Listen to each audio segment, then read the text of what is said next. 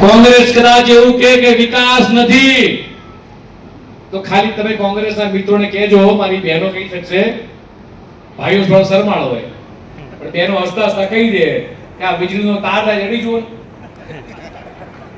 આ વીજળીનો તાર જડી જો, લાઈટ છે કે નહીં.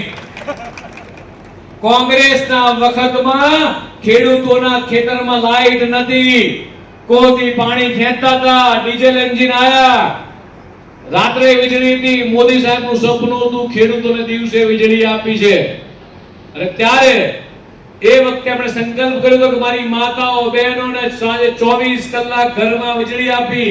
આમાં કેટલાય મારી માતાઓ બહેનો છે, વડીલો છે, બધાને ખબર છે.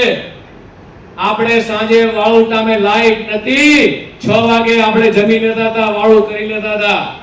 24 કલાક વીજળી આખા દેશમાં કદાચ થઈ હોય તો ગુજરાત એ પહેલું રાજ્ય હતું દેશનું. મિત્રો